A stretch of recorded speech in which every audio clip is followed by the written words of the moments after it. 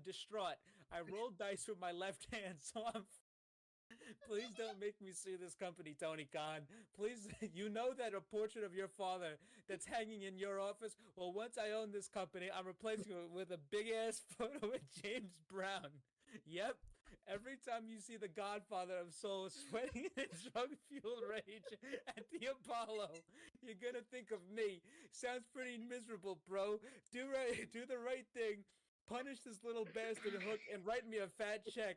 By the way, here's a photo of me with my best friend Al Sharpton. It means absolutely nothing, by the way.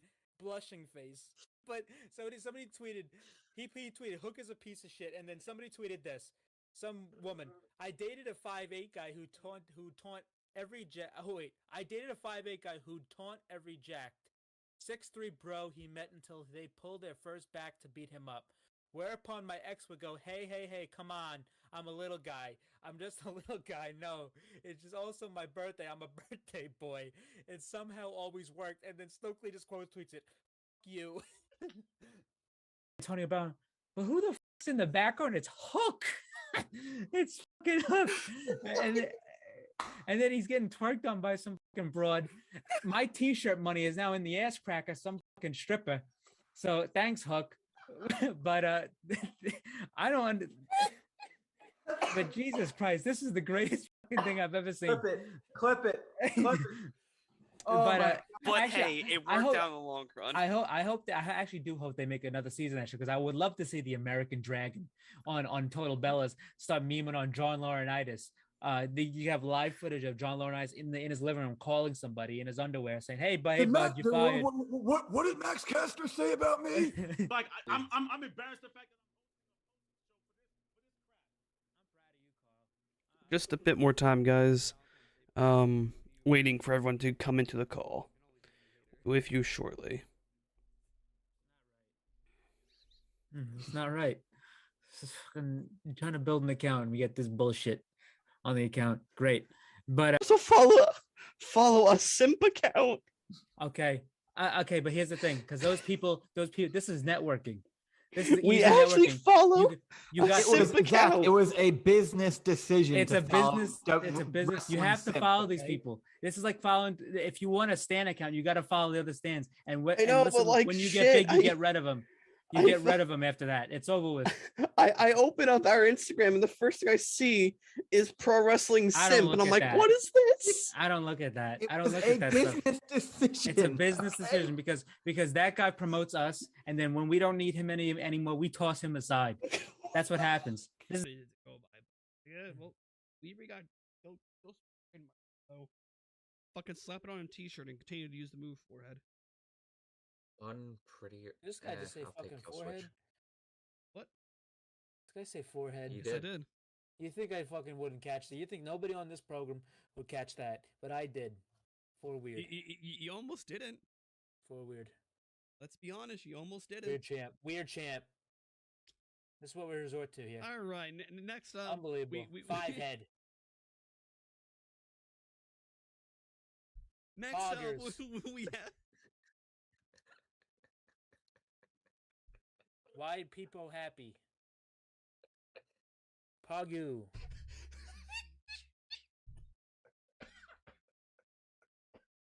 Weird champ. Weird. Forehead. Oh god. Franker faces. Oh. Wowie.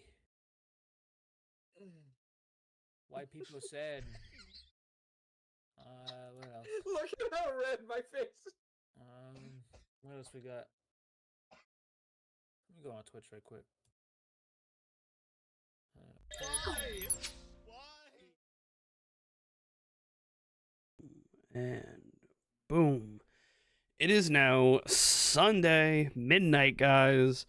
It is time for your last dose of the Pro Wrestling Injection right here on the Pro Wrestling Injection YouTube and Twitch. The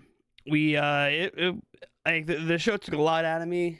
A lot of energy went into the show. And yeah, okay, so let's just dive into it. No devil. So Just overall, it was a great show. I Oh, thought this yeah. was an excellent show tonight. AEW, another great pay-per-view. I really enjoyed this one. Uh, Basically no bad matches on the show at Mm-hmm. all. Um, just a lot of fun, and it's I mean it's something like they're going to be doing. We now know where they're going to be doing more pay-per-views. Uh, Not monthly, but more than what they have been. And if they keep producing quality like this, then I'm absolutely cool with it. Um, but yeah, getting into the show, we had the first match for the 0 hour. We had the Ring of Honor World Championship on the line between Eddie Kingston and Jay Lethal, and this was a great match.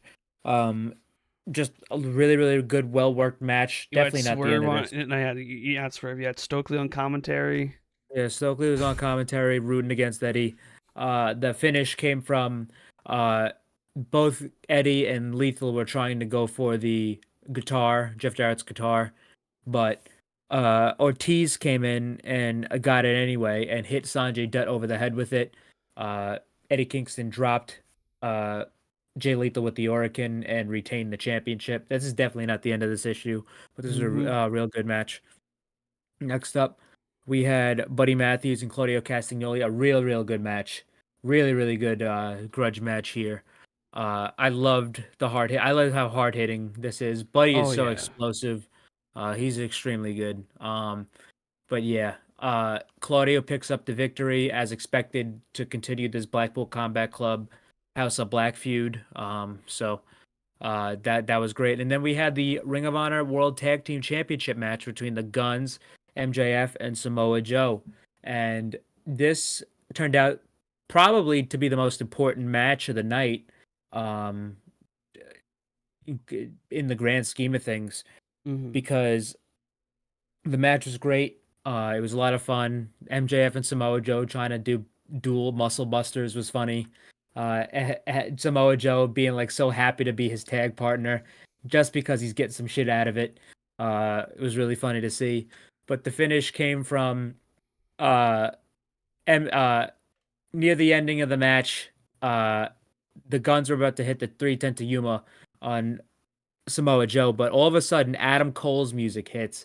Adam Cole crutches down to the ring and the Guns get distracted. Joe puts Austin in the coquina clutch, or it was either Austin or Colton in the coquina clutch, and MJF has the other gun strapped down, and the Guns tap to the coquina clutch, and MJF and Adam Cole, by way of Samoa Joe, retain their Ring of Honor World Tag Team Championships.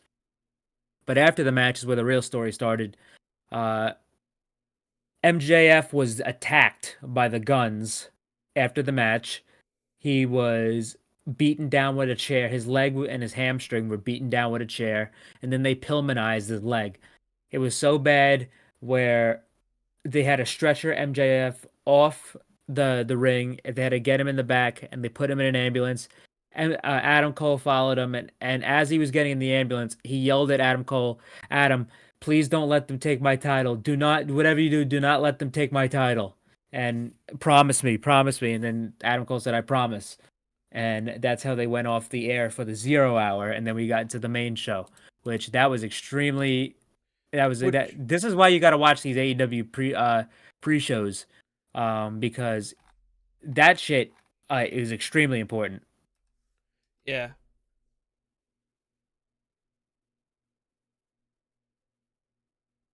So next, we had the full the main card started, and we started off with the match between Sting, Darby Allin, and Adam Copeland with Ric Flair in their corner versus the Patriarchy, which is the name of this group now. Man saw the Between Barbie movie once and was like, the I gotta page, use that. the Patriarchy, uh, with Christian Cage, Nick Wayne, and Luchasaurus. I thought that the entrance for Sting, Darby, and Copeland were cool as shit because Copeland had half his face painted like Darby, and they all had bats from like Sting.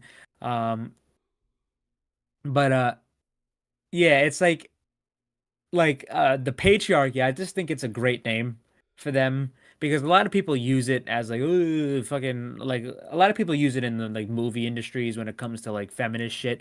But really, it doesn't really mean all that. It So I'm doesn't. gonna read off. I'm gonna read off the definition. Oh We're gonna learn no. something today. So patriarchy, a system of society or government, a system of society or government in which the father, keyword father, or eldest male is the head of the family and descent is traced through the male line. A system of society or government in which men hold the power and women are largely excluded from it. There's no women in the group. A society or community organized on patriarchal lines. So guess what? Christian Cage is the father or the elder of this group. So it's the patriarchy. See that? See how simple this is? Just a quick Google search. I know a lot of wrestling fans don't know how to do that shit.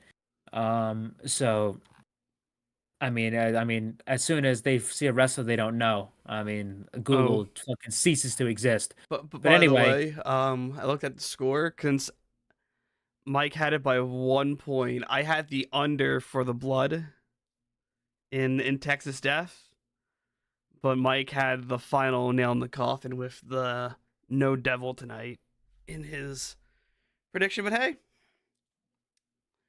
also yeah, someone doesn't know who Will Ospreay is because I posted the graphic on my Twitter of the All Elite, and they go, "And who's that supposed to be?" yeah. Well, we don't listen. We don't delve with mental midgets. Anyway, uh.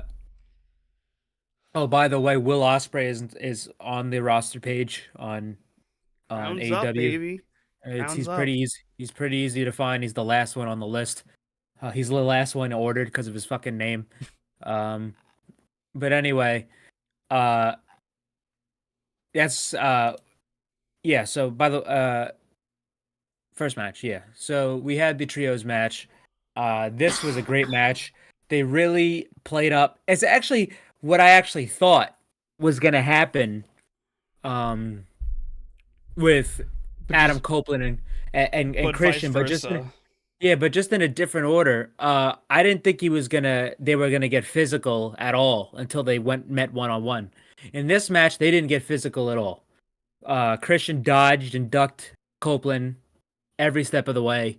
There was a sickening fucking spot with Darby Allin where Luchasaurus Which fucking one? There was which many. where Darby got choke slammed onto the apron Okay. from the inside of the ring by Luchasaurus, and it went so fast because he's so small that it looked hellacious. There was a great spot where Sting was jumping off the fucking apron. I mean, this guy's a nutcase.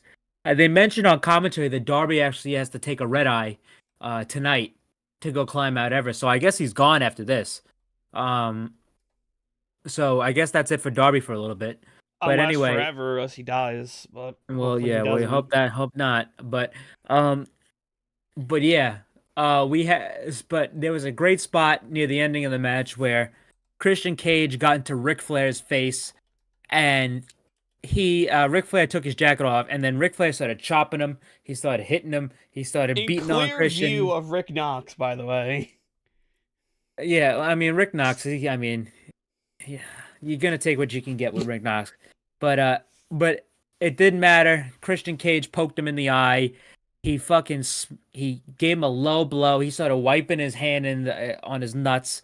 I mean, it was a crazy low blow. I mean, this guy Christian's a Well, fucking dick. see, what's funny is during the Performance Center era of Raw, Ric Flair did the same thing to Christian, so he got his comeuppance back. I got his lick back. But anyway, what's it called? Near the ending of the match, both Christian and Adam Copeland were in the ring, and it came to the point where Christian was about to get physical with Copeland. If they file, so Christian scurries out of the ring. Copeland goes after him. He goes chasing after him. He dives into the crowd and completely runs out of the arena. And Yep. so that was the last we saw of Christian. He completely ran out of the fucking arena. He left Nick Wayne and Luchasaurus to die, and that was all she wrote. Copeland, Darby, and Sting defeat the Patriarchy. And after the match, was a really cool moment. Darby got on the mic and said, "Let's hear it. It's Sting's last fucking match in California." And it was really nice. They gave like a nice little send off for Sting. He hugged his son in the crowd. It was a really cool moment, and it was a really great way to start the show. How long does it take to climb Mount Everest? Like a few months? 2 months. 2 months. months. Okay, so he won't be in the in the Continental Classic. I kind of Yeah, wish he will not. He I will kinda- not be. I wished he was, because I want to see a singles match between him and Nick Wayne now. After the shit they pulled tonight, I need to Yeah. see them in a singles match. Somewhere down the line, I need to fucking see it. Didn't it happen? Well, like, Pretty sure that happened. cage match. AEW. Let me see, cage match. Yeah, that happened. That happened in the first round of it was a tournament. Well, like a heel Nick Wayne. All right, well, yeah, So- heel Nick so- because I'm saying that happened already. Well, no, Yeah, but it was it it was the tournament to get to Arthur Ashe okay. that Samoa Joe won to get MJF. Okay. It was the first round of that. Yeah, But anyway, but I think like going into the like with a more of a heel Nick Wayne, it'd be yeah, so but much it'd better. be different. It'd be a different dynamic. But yeah. Anyway, after the match, they did a little segment on the ramp. And it was Tony Schiavone bringing out Jay White with the wrong music, and he let him know. But Whose music is that? Bryce- Ain't mine. Bryce was holding the AEW World Title, and Tony informed the crowd that MJF couldn't compete tonight, and the match was canceled. And by that, Jay White would become the new champion automatically. But however, before he was able to finish that sentence, Adam Cole comes out and says, "You know what? I'm gonna fight in the main event for the world title. It's gonna be me. You get to wrestle me. I'm doing it." So this is at this point I was like, because could you know how me and Mike have slowly and spontaneously here and there speculated that Cole's He's slow, injury yeah. isn't as fuck you. That Mhm. that Cole's injury isn't as bad. If you listen, As- if you saw this fucking guy, I mean, this guy, he fucking can't move, yo. There's no way. He was able That to would have been- travel. That's fantastic. That would have been the greatest fucking work in the history of the fucking industry. That would have been the greatest work of all time. Mm-hmm. And it's not the case. Yeah. Oh, the copium is, I mean, Jesus Christ. Listen, I huff more copium than I should. I'm a fucking Mets See, we and gotta get- Jets we- fan. Yeah, see, listen, we got to get into the real world. But anyway, Adam Cole, so it's confirmed Adam Cole versus Jay White is the new main event of We're Full talking Gear. about the show that the Miz was on. He was on that show. Fucking anyway, so that was confirmed. After this, we had the AEW International Championship match between Orange Cassidy and Jon Moxley. And this one was very, very good. Moxley was split open very early into the match. And I really don't think it was any of his fault because he didn't blade or anything. He had a bandage on his forehead. So I think it just got opened up again. And the amount of scar tissue he has up there, it's kind of like at this point you can't really fucking. I mean, this guy better never go back to WWE because that no bleeding shit wouldn't fly with him because one fucking wrong clothesline to his forehead, it's over. And he's bleeding all Hello, over the Brandon place. Sem. It's a What's good up? evening, PWI gang. Um, But yeah, the match was really, really good. This was great. Hook was in the corner of Orange Cassidy and Yuta. Yuta was in the corner of John Moxley, so I fully expect one of these days on Rampage, not Rampage, Dynamite and Collision, we're gonna get an FTW title match between Hook and Wheeler Yuta. Since Oh, he already pinned Hook last week. MJF is opening up the media scrum, and he looks to be crying as he is talking. Good. That's my goat. Anyway, but yeah, this match is incredible. This was real good. Orange had that never say die underdog type fucking story throughout this whole match. He was flipping John Moxley off. They were both imitating each other's signature shit with like the lazy kicks and all that stuff. Mox was doing great. He was really beating the shit out of him. Mhm. What? No, I was just looking at. I was seeing if he was eating the Caitlyn and Caitlyn pickles. He is. He is mhm. now. Yeah, but anyway, this was great. They still And have the music playing as he's crying. I see. Holy shit. They still have like the starting soon music. They turned it off. Now they did. Fuck. It was just so funny.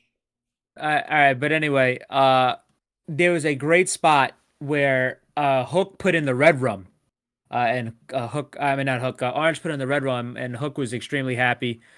He was rooting him on, but to get out of it, Mox had to jolt them off from the corner, but in turn he ripped the turnbuckle pad off, and that opened up the route for the finish, which ended up having Mox accidentally bash his head into the turnbuckle pad.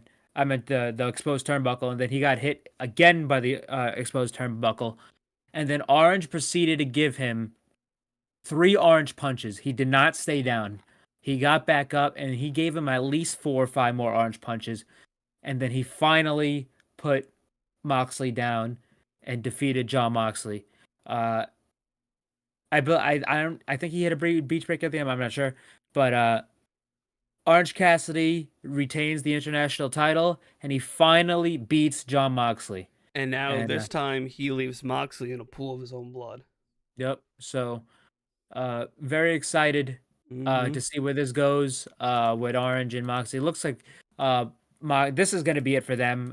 Looks to me that they're fully going on with the House of Black and Blackpool Combat Club feud, or at least some of them. But I think Moxley will be involved in it. But anyway, after this, we got an announcement for the Continental Classic. It has been confirmed that Mark Briscoe is going to be the third entrant behind Bryan Danielson and Andrade. Since we're talking about it now, there was another announcement where Eddie Kingston entered the Continental Classic. So now we have 4 names. And he said, which is very important, that every single match he has in the Continental Classic, he will be putting his Ring of Honor World Championship and New Japan Strong Openweight Championship on the line. And whoever wins the tournament will be a Triple Crown champion, with the Continental Championship, So which is not a championship. Okay. It's not a belt. It's the tournament trophy. like that, and then plus the 2 belts. So that's how it's gonna be. I got really confused by that. I was going to mention it. Yeah, no. But anyway, I have a feeling that means does Eddie go all the way then? Because he would have doesn't have to. He can come down to the end. All right. But anyway, the rules of the Continental Classic, Tony even tweeted them out. The Continental Classic starts with this Wednesday, Thanksgiving Eve, on AEW Dynamite. 12 fighters, no interference, everybody banned from ringside. The winner becomes AEW Continental Champion, Ring of Honor World Champion, New Japan, and plus New Japan Strong Openweight Champion, a new Triple Crown Champion at World's End. So we'll be seeing that at World's End. But anyway, after this, we had the AEW Women's World Championship match between Timeless Tony Storm and Hikaru Shida. Tony Storm was accompanied to the ring by Luther, and he had a tray of her shoe and a plate and some pearls. And Tony came to the ring. It was her homecoming in Hollywood, even though she is from Australia.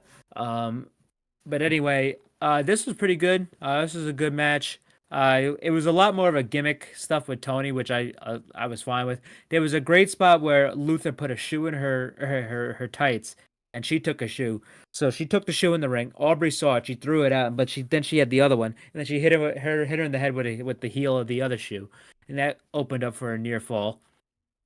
But the the crux of the match ended up being Tony Storm had basically a metal plate um on the like a metal tray that she had brought out with her. She stuck it into her tights, into the back of her tights. So the She was referee trying couldn't to see. conceal it so much. Yeah, which because it kind of fell out a little bit, but but she got Sheet in the corner. She hit the hip attack, the fucking deadliest hip attack in the game, with the metal plate, uh, hitting Sheeta in the head. So that was all she wrote for Sheeta. She pinned Sheeta to become the second ever 3-time AEW Women's Champion. Timeless Tony Storm is the champion. And after the match, Mariah May came out. She gave her flowers. Right, And right on cue too. From I think it was Taz or Shivani said it. yeah. Well, yeah. So she starts celebrating with the title and her flowers. She shoos Mariah out of the ring. She's like, "Get out of the ring," because this is her spotlight. But yeah, they give the belt back to Tony Storm, and I really have no complaints about that because Tony is the best right now. Yeah, either outcome would have still been great. Yeah. So yeah. So Tony, Luther, and Mariah, they scurried on back. Mhm. But anyway, after this was the Eddie Kingston announcement, which we just mentioned, and after this we had the AEW World Tag Team Championship Fatal 4-Way ladder match Fuck this match. between the Kings of the Black Throne, LFI, Ricky Starks and Big Bill, and FTR. That ladder that they tried to break had no fucking give. Yeah, so think they grabbed this the was a wrong real good one. match. This was a real good match. Uh, it's impossible to break down every sequence here, but there was great spots. Particularly the one where Malachi, he got dumped onto a chair by Cash, I believe. Not a chair, a ladder by Cash. There was a spot where Brody King did the fucking cannonball onto the chair, I believe, onto the ladder to Dax, I believe. There was a crazy spot where Roosh did the bull's horns to the ladder to Big Bill in the corner. That was crazy. There was a crazy spot where Malachi had the ladder draped up against the ropes, and then he pulled it out, and then it smashed and it flew into Cash's face. That was crazy. There was the ladder But bridge spot that they but yeah, so couldn't the get. the ladder bridge spot was probably the craziest one in the match. Brody King took Drilistico and gave him a Gonzo bomb on the fucking ladder. That was crazy. And then after Cash did a crossbody splash to Brody King on that ladder. That was It crazy. had no give. It just wouldn't fucking break.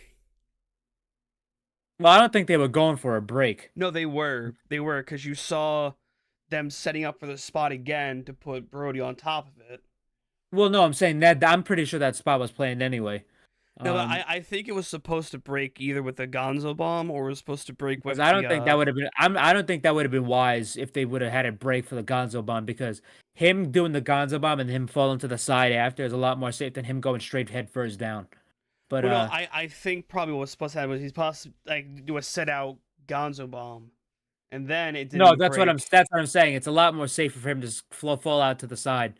But anyway, there was so the finish ended up being it was Ricky Starks at the end, and I believe it was Cash. He knocks Cash off the ladder. He grabs the belt. He throws one down to Big Bill, and he grabs the other one. Ricky Starks and Big Bill retained as expected. And yeah, this was a very, very good ladder match. A lot of fun. Awesome. Next up, we had the women's TBS title match between Julia Hart, Chris This was Statlander, such a good fucking match. and Sky Blue. I thought this was better.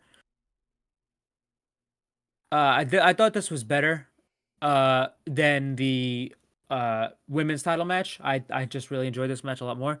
But Chris Statlander, she has been great as the TBS champion, elevating everybody else up to her level in terms of in-ring work. Sky Blue, on her entrance, she had new music, she had new attire, new entrance gear. She stomped on her hat, she put a crown on. So she's a lot more of an edgier, not heelish, but a lot more of a serious type character now. But yeah, this was a great match. I love the spots they did with Julia and Statlander and Sky, where basically you didn't know if they were working together, but it felt like they weren't, but they were kind of just by the moves they were doing. But yeah, they really showed a lot more aggression from Sky Blue here. Julia looked good. I've been saying it that Julia is one of the most improved wrestlers in AEW right now. There was a great spot with the code blue from Sky that followed up with basically the suplex fest, German suplex fiest for Statlander. But the finish came from, I believe, it was Chris Statlander gave Sky Blue the I guess she calls it the Saturday Night Fever. She calls it the and day then, of the week for you. It's yeah, whatever day it is. yeah, and she has Sky Blue pinned in like in a position. Julia Hart comes in, gives her a sliding clothesline, and pins Sky Blue immediately right after the impact. So she never really had a chance to recover. And Julia Hart wins the TBS championship. Chris Statlander was not pinned.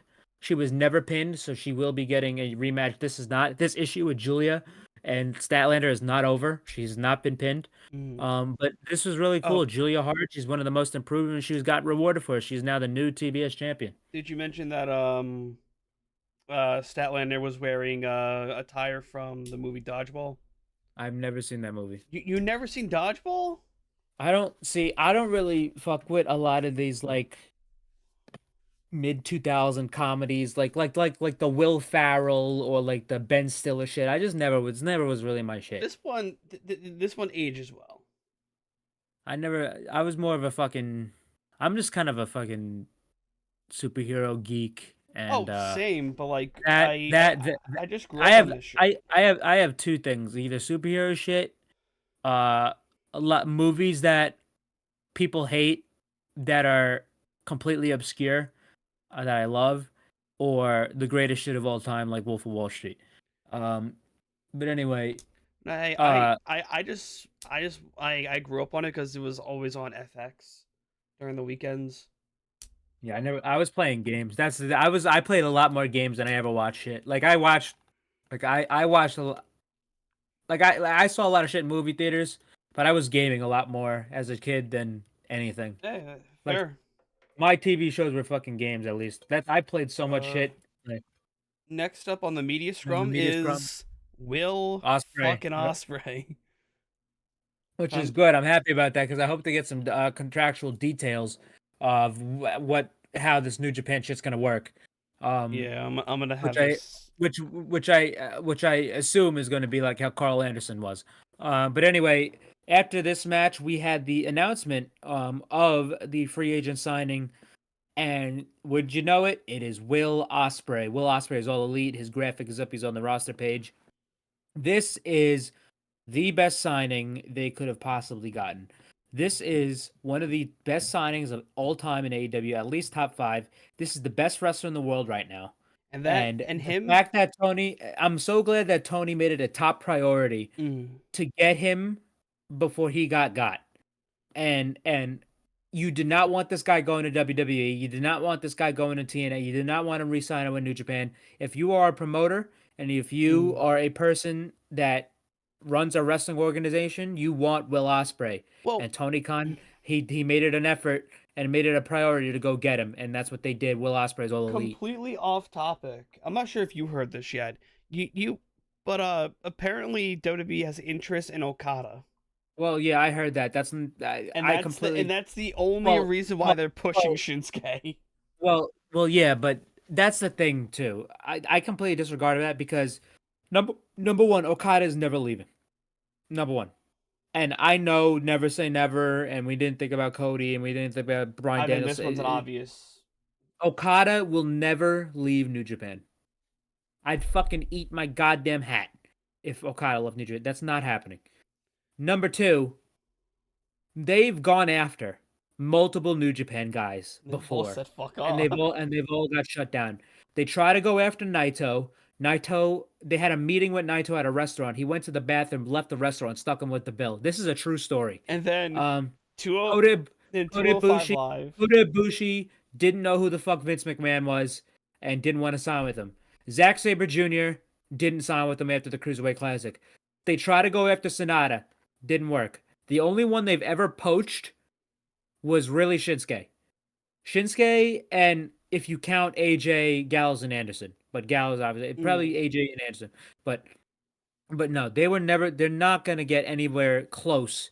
They even tried with Hangman before AEW even existed. They offered Hangman a deal. That's what the bit was on BTE when Heyman got kidnapped.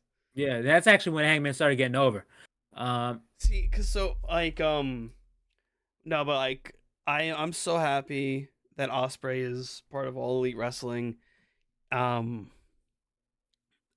think how they treated him at All In this past few months was a big get. All right, so and also getting into what he said in the promo, he said that, wait a minute, listen, I've been with New Japan since I was 22. I'm 30 now. Let me finish up with New Japan, which I expected fully. It's February. He's going to be done in a couple months, which I admire that. I think that's beautiful, and it doesn't burn a bridge in New Japan because he obviously is going to and wants to work there again. He obviously make like the occasional G1 appearance too if he wants to. Well, I don't know about G1 anymore. It's possible. If it's they don't possible. Need him It's possible, but him under contract to Tony Khan, I don't think. Like if he stayed in New Japan this year, he would have won the G1. I fully believe if he re-signed, he definitely would have won the G1. I think that's the only reason he didn't win the G1 the past 2 years is because he didn't re-sign. But anyway, I admire that he's going to finish out his commitments with New Japan. What does that mean for the future of the United Empire? I think they will have a new leader. I think that they'll continue to do stuff. I think him and Aussie Open will just be something. They'll ditch the United Empire stuff and be their own thing now. But anyway, I think Ospreay posted I'm not sure if it's Ospreay. If it wasn't Ospreay, then disregard what I'm about to say. But I think either Ospreay or someone posted him with Aussie Open. And they said the trios tag. They said soon. Well, yeah. Well, no, yeah. I'm saying it was because that was the only time they tagged with Ospreay on television, on AEW television.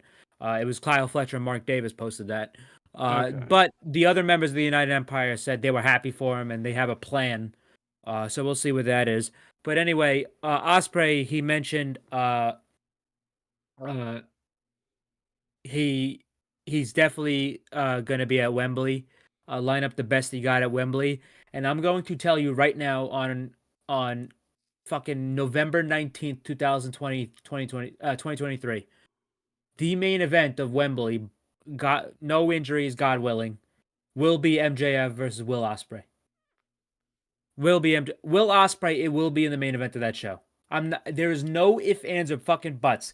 I guarantee you that was in the contract, or that was verbally agreed to in the deal that Tony made for him, that he will be main eventing Wembley. And I as much as I'm sure that MJF re-signed and signed an extension, is as much as much as I'm sure about that, I am even more sure that he will be in the main event of that show, and that was a big selling point of him coming to AEW and probably winning the title. To be honest, I really would see. I really think a destination for a title loss for MJF would be Wembley. To Will Ospreay, a heel Will Ospreay, unless MJF goes heel again.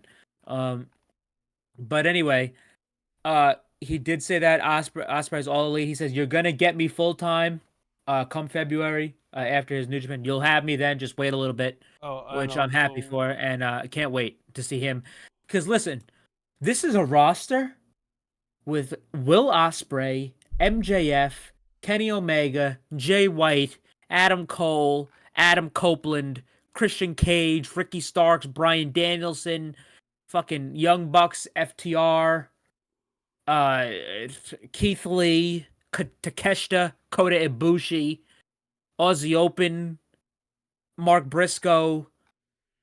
I mean, Miro, Andrade, the House of Black, Samoa Joe. I mean, I could go down But and name off everybody, but Jesus Christ, the amount of talent he's had to work with, he gets to work with now, that it's not even a thing where we have to worry about him going to WWE and never seeing him in Omega again. We could get Omega and him in a fucking best of 7 series if they wanted to, which I think that would which would be crazy because I think both those guys would be killed if that happened. But okay, shit. so here's some more info just about his contract. This is per Sean Ross Sapp, as we had mentioned.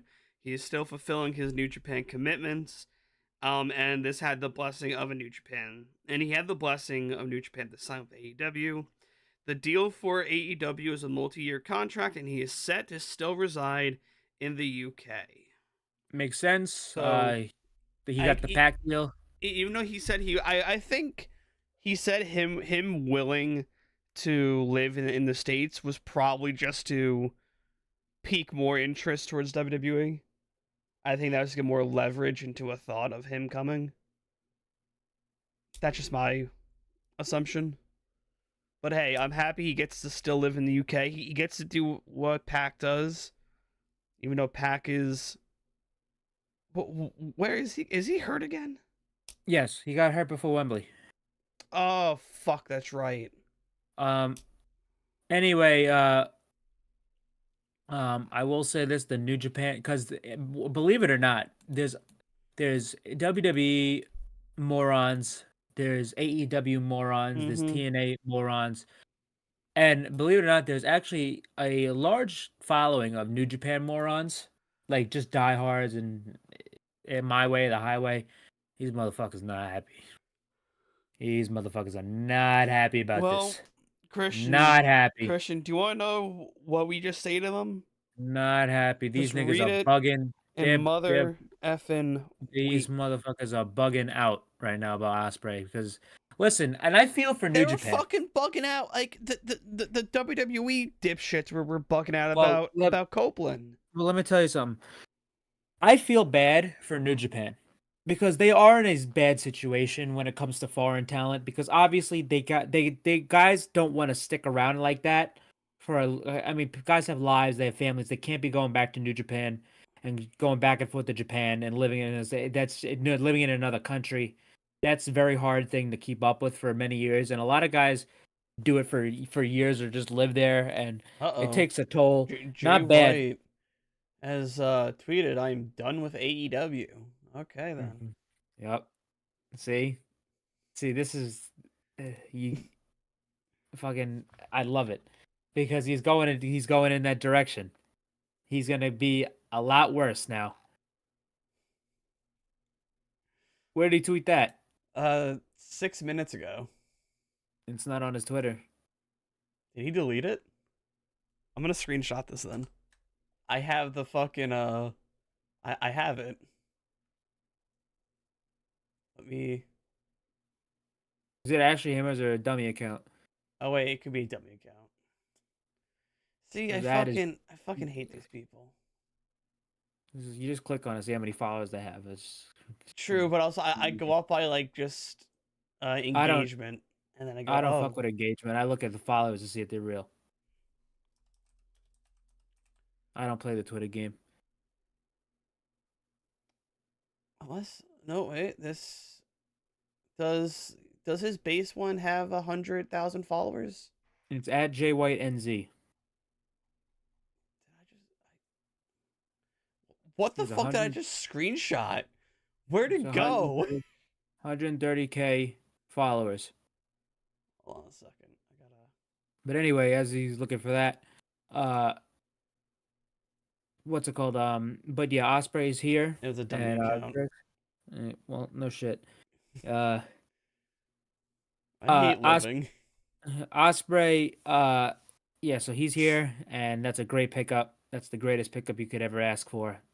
You now have 3 of the fucking greatest wrestlers in the world. You have the best wrestler.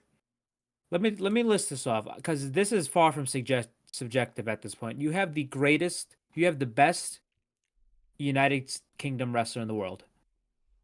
You have the best Canadian wrestler in the world. You have one of the best Japanese wrestlers in the world. You have I'm talking just the best. Okay. You have the best UK talent in the world. You have the best Canadian talent in the world. You have the best American talent in the world, and I regard that as Bryan Danielson. You have the best New Zealand talent in the world in Jay White. There's probably is a couple more, but you have number ones on your roster. Do you want to know what's really crazy? Oh, that we got the Kota Ibushi All Elite graphic. I don't know about. Wait, chill out about we and the Osprey graphic.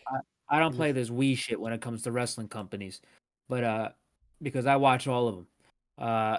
Anyway, I do want to say this about New Japan because I love fucking New Japan. It's my second favorite promotion, but they're in a big tough spot right now. They have just lost in the span of a year. They're Gaijin ace. They're Gaijin. They're foreign talent. They're foreign superstars. Their top foreign guys. They've lost both of them. They lost Jay earlier in the year, and they're going to lose Osprey. So that means somebody has to step up, and who that is? David Finlay. I know who it should be, but I also know who it's going to be. Who should it be? It should be the guy who didn't leave during the pandemic, who lives there, and has put on some of the greatest matches this company's had all year. And that man's name is Zack Sabre Jr. And if it was up to me, because I believe he has signed a deal. I don't know what his deal is like, but Zack Sabre Jr. Now that Osprey's gone, he's the best foreign talent they have now. It's not David Finlay. David Finlay is going to be pushed to the moon. Julia Hart's up. Nice. David Finlay is going to be pushed to the moon after this. You could that triple threat match at Wrestle Kingdom. David Finlay is winning that match. Yeah, he's gonna look like a fucking star. Chill out with that. Okay. Well, he's winning that match because Moxley and Osprey now work for AEW. That new belt is going to be made for David Finlay. Osprey never won a G1. He never won it. However, now you have the Bullet Club War Dogs. They're not going to split them up yet. They might if it was up to me, if I was New Japan, I'd be fucking trying my hardest to sign some foreign talent. Sign a guy like a Josh Alexander when his Impact deal is up. Sign a guy like Speedball Mike Bailey when his deal is up. Go try and get some guys that got released from WWE. Go get some guys from AEW that contracts are coming up. Go on a fucking absolute fucking tear trying to get some guys. However, Finlay is going to be the biggest benefactor of this, but it should be Zach. And if it was up to me, I have Zach because Zach deserves to have. I don't throw the word deserve around a lot, but Zach, for what he's done for that company, I think he deserves at least one world title run. or G1 victory. Kenny Omega is the only foreign talent to ever win the G1. I think Zach, just how his performances are in the G1, I think he would be a perfect person to win the G1. Perfect person to win the G1 as the second foreign talent and the first person from the UK to ever do so, or win the World Championship, because he's already beaten Sonata a couple times, but Sonata is not winning it. Wrestle Kingdom. Naito will win that belt back, and Naito and Zach have a very long history. He's beaten him. He's beaten him all the time in the G1. He beat him in the King of Pro Wrestling. He's beaten him for the New Japan Cup. Mhm. So they have history. I'm not saying that he's actually be the Naito should lose it to Zach, because I don't know what's going to happen in the future in New Japan. But I think Zach should be your next guy as a foreign talent. He's got a faction of his own. He's got a fan base. The Japanese people love him. But that's just my 2 cents on Zach and what should be going on next. But after this, we had, in my opinion, the match of the night and one of the best matches of the year. We had the Texas Death Match between Swerve Strickland and Hangman Adam Page, and the Swerve's entrance was fucking incredible. Nana comes out. There's 4 women there. They're 4 dancers, and they start doing the Nana dance with Nana. He's leading them. This was fucking incredible. And Swerve is behind him. He's working with him. It was great. It was such a great entrance. But Hangman didn't even get her entrance because he just completely rushed the ring. Takes down Swerve, and the match begins. And I'll tell you right now, this was the most violent, the most gruesome, and the most shocking AEW match I have ever seen. I think the last time a match of this type of stipulation got so violent it was uncomfortable was the Kenny Omega and John Moxley Lights Out. Back at the first Full Gear? I'd say Hangman and Moxley a revolution from this year. Because I thought that was a lot more violent than Kenny and Moxley. Kenny and Moxley really didn't do anything that crazy. They did the glass spot. They did like the trampoline barbed wire spot. Yeah, that was really it. Fucking Hangman and fucking Moxley. They had the cinder block. They had the hanging shit. They had the glass. They had the fucking tacks. They had this. I think they had the skewers in that match too. I think. There was a lot of shit going down in that match. When AEW does violence, they do violence. This was so bloody. It was so crazy. It was so bad that you can see in certain angles Nigel holding up the paper to not get blood on his suit. That's how crazy it was. Yeah, this was incredible. This was incredible. But I mean, Jesus Christ almighty. The shit that these two guys did to each other were out of this world. Swerve was busted open almost immediately. There was a staple gun introduced as basically the first weapon in this match.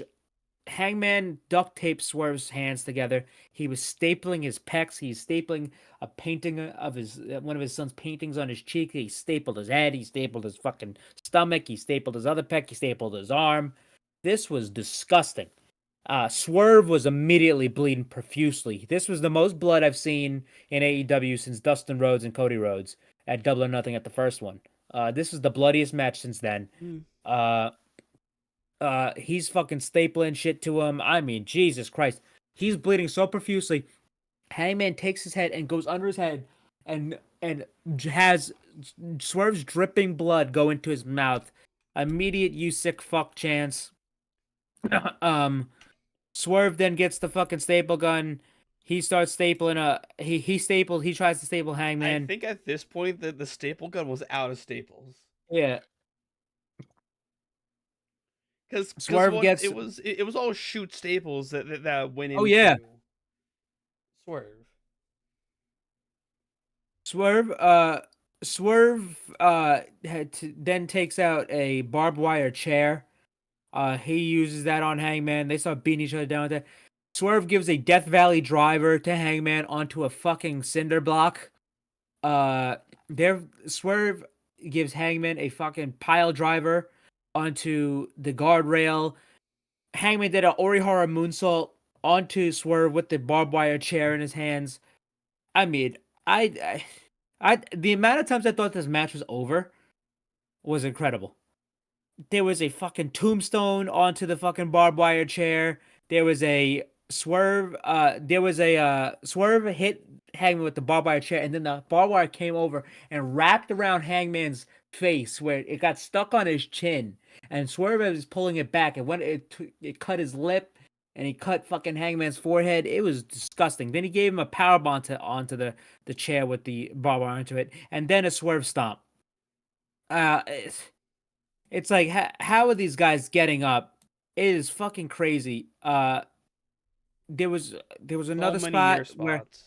Hangman gave a buckshot lariat to Swerve with the barbed wire wrapped around his fucking neck. Hangman gave a dead eye to Prince Nana through a table on the outside, which was a great spot. Brian Cage ended up getting involved. Hangman dispelled him with the barbed wire. There was a unreal spot where Hangman was laid out prone and Swerve spilled broken glass all over his back and then gave him a 450 splash onto the broken glass. I'm like, what the fuck is wrong with you? Like, what is wrong with these guys? I swear, but- one of them better be on the scrum. Bro, I gotta hear. No, they don't. I don't want them on the scrum. I want them in a fucking hospital. But before Nana got put to the table, he was trying to plead his case, and he started going. I was like, look, Hangman, I'm funny. But yeah, he gave Hangman the dead eye. I mean, Hangman. I wish that would be funny. But no, Hangman gave him the dead eye through the table. But after that, Hangman was on the outside. Swerve ended up getting a chain. He started choking out Hangman Page like Hangman did to Jon Moxley in the Texas Death Match of Revolution with the chain. He puts him out. Swerve answers the 10 count. Hangman Page doesn't. Swerve Strickland once again defeats Hangman Adam Page in the Texas Death Match. Hangman Page suffers his first defeat in the Texas Death Match in the history of AEW, and this was unreal. This was a match of the year contender. We're going to be talking about this next month when we put together our match of the year discussions. This was the greatest death match AEW's ever put together. This was one of the greatest death matches I've ever seen. And this is the fucking model of what death matches could and should be for TV wise, at least. Yeah. This was a gnarly death match. You didn't even have to use light tubes and all this other shit that a lot of other deathmatch promotions does. This was GCW does it right. No, they do it right, but I'm saying AEW did this phenomenally because this was done in a big time scene, and there was a massive story going into this. There was a lot of ring psychology with two guys who were having a great match. And Swerve Strickland, when I said this guy's going to be a world champion, this has to be coming soon. Because when he got released from WWE and he got signed to AEW, I'm like, this guy's going to be a world champion one day. Wherever he goes, he's going to be a world champion. He's that good. And he's having the best year of his career right now. This is one of your guys you're going to have to build upon in this company because he is that great, Swerve. I mean, this was unbelievable. And no props go to Swerve. But no props go to Swerve without giving Hangman his props as well. Mm-hmm. Because it takes two to tango. And both these guys, Hangman and Swerve, they completely sacrificed their bodies for us for entertainment. This was unbelievable, and for the story. And the fact that this isn't over yet might be the scariest thing. But this was incredible. The fans got into it by wanting a fire spot. Well, yeah, they didn't have to get that. But this was the match of the night, and just great shit between these two guys. 100%. Yeah, this match, I enjoyed it. It was wild, crazy. So happy when it finally ended because these guys can now go take a shower and get the blood washed out of them. Because holy fuck. Jericho is at up on the scrum right now. But this I as much as I talk about it, I love death matches. I love the ultra violent shit. It was great. Everything fit right. Everything was perfectly executed. So yeah. So after this, the biggest cooldown match ended up being another really good match. We have the Golden Jets taking on the Young Bucks. Yep. This was a real good match. Mostly the second half. It kind of got really going in the second half. But yeah, this was a great match. Really got going. I mean, they had a tough act to follow with that death match, which is why I was surprised that this was going on after it. That was extremely tough to follow because were completely, the fans were completely engrossed in that match earlier. Because they just watched a fucking 30-minute death match, between two studs. Um,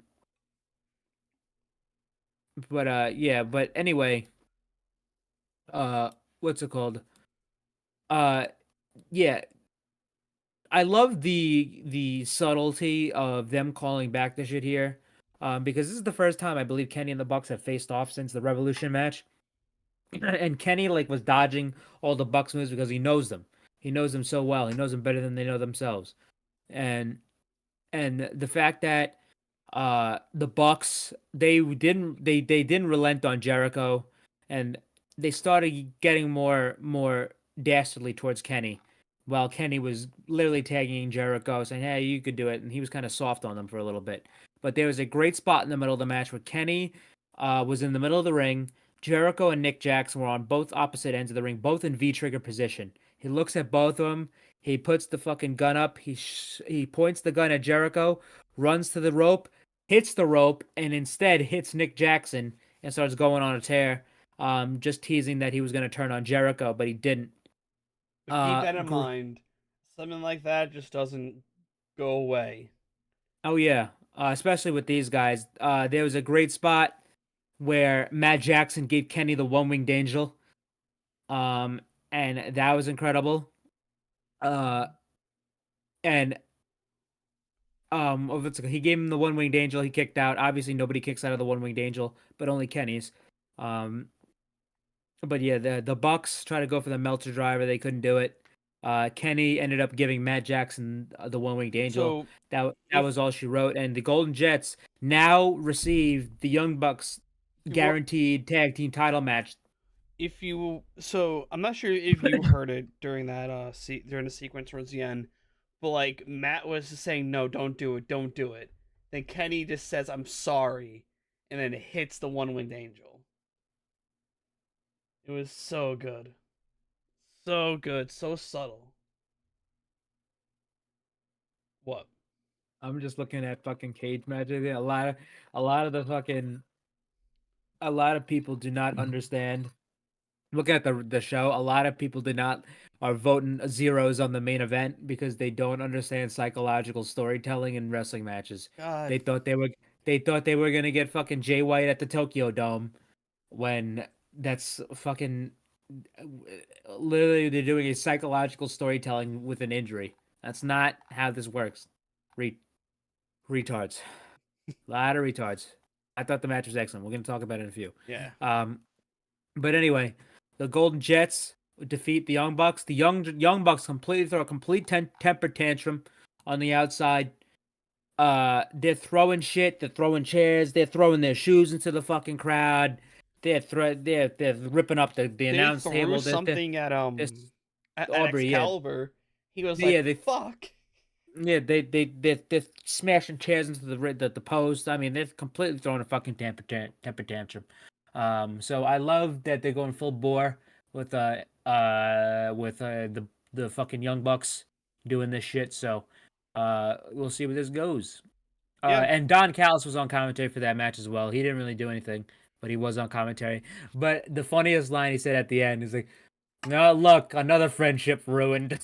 It's like, Jesus Christ. But anyway, that brings us to our main event of the evening It's between time. the AEW World Champion MJF and Switchblade Jay White, but not yet because Adam Cole came to the ring on crutches. He did his full entrance. He didn't have gear on. He had it all. He had a fucking elbow pad on. So I'm glad his And elbow wrist tape. was. And I'm wrist glad. tape. Yeah, and wrist tape. I'm glad his fucking elbow was protected. But yeah, here comes Jay White and the Guns. No Juice Robinson after the attack last night on Collision and He got a Rampage. TV drop on his head.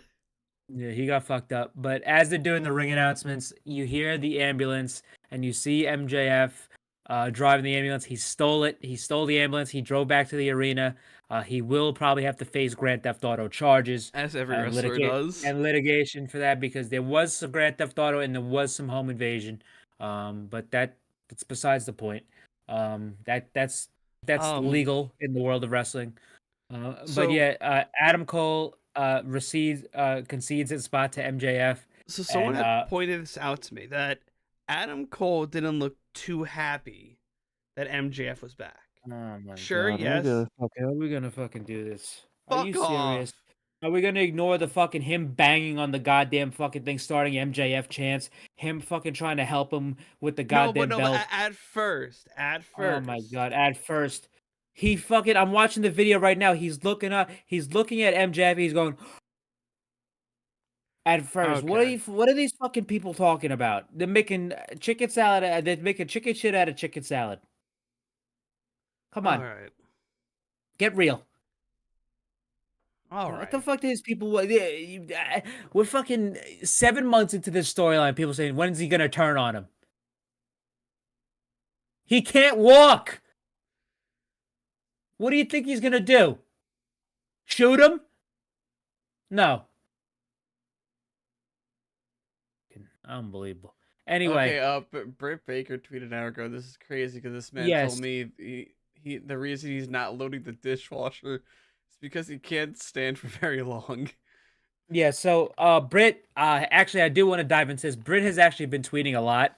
And she says, she said when the match was announced, the fuck? She says, no wrist tape, this motherfucker. Not the wrist tape, this motherfucker. And he says, I still want to know why 20 bodies try to stop Max from getting in the ring, but the dude with crutches from 2 ankle surgeries got his whole ass unbothered and got a whole ass unbothered entrance. I had to look twice. I thought he had a terrible towel out there. That's what he had MJF's shirt. Fuck the Steelers, by the way. This is crazy because this man told me the reason he's not loading the dishwasher is because he can't stand for very long. We are witnessing a miraculous. What we're witnessing is miraculous, folks. Quick, someone from the scrum asked Max who his five favorite Lakers are. It says so. MJF and Tony Khan are sitting for the scrum, but the dude with the crutches is standing. So, not happy is Britt Baker. About the treatment of Adam Cole tonight. Wait, did she also mention that I want to talk about 20 bodies try to stop Max from getting in the ring? I just said that. Okay, I did not. I did not hear the first half. I just saw you got the unbothered entrance. Anyway, yeah, we had the match started and it was completely focusing on MJF's leg and his hamstring the entire match. Jay is such a master of psychology, and so is MJF, and just selling, just focusing on it. And I was a little concerned in the beginning, like, oh, how are they gonna have Jay White lose to a one-legged man? And is that gonna like ruin him? But it really didn't. And Jay's gonna be completely fine. I mean, Jay was never gonna win the world title here tonight anyway. But early on to the match, the Guns got caught red-handed trying to hit MJF with a chair. But Bryce saw him. He threw the Guns out. Jay and fucking Adam Cole were jaw jacking the entire time. But yeah, this turned into a really, really, really great match. I thought this was excellent. I had a really good time with this match. The near falls and the psychology of this match were crazy. This was never going to be a fucking strong style Wrestle Kingdom Tokyo Dome main event with Jay White and how he had with Ibushi and fucking Okada and shit like that. It's like, we're gonna see MJF and Jay White again one day, and it's gonna be with no like injury designation to one of them coming into the match. But MJF held his own here. He hit his moves. He countered well. They had the story with Adam Cole. It was a story-based match. It was a psychology-based match. And I know that's not a lot of people's cup of tea, but the crowd was heavily into it. The guys performed incredibly well. And in my opinion, this was one of the best matches on the show. Because that's the thing about MJF too, and a lot of wrestlers too, that less is more.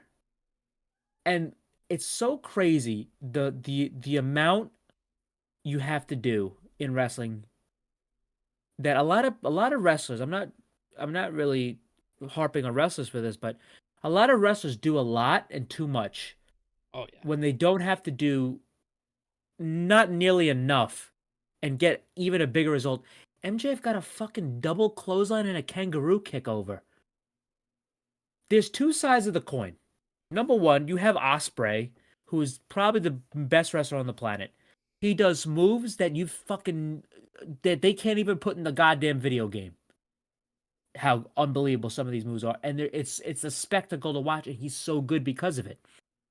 Then you got guys like Kenny Omega, who have a mix of of simple stuff, but psychology and crazy moves and explosive offense. Then you got guys like MJF, who is an incredible wrestler. He could do everything that those guys do. If you don't think MJF could do shit that Omega and Ospreay can do, you're kidding yourself.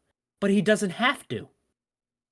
Because he could do a kangaroo kick, he could do a double clothesline, he could do a headlock takeover, and it's gonna get over. More so than a 450 or whatever. Because he knows what he's doing. Because it's about what the people feel. He makes you feel. Yeah. He tells a story in the ring. So if you don't like psychological stories, then I'm sorry that you're not going to like this match. But this match was exceptional. An exceptional showcase of ring psychology between these two men. Jay White was a master heel in this match. A fucking picture perfect heel. He fucking did not do anything else but attack the goddamn leg of MJF. He attacked the leg to the point where MJF could barely stand up. He's flipping off Adam Cole. He's yelling at Adam Cole. He's spitting on MJF. He's spitting on Adam Cole. He's flipping off the crowd.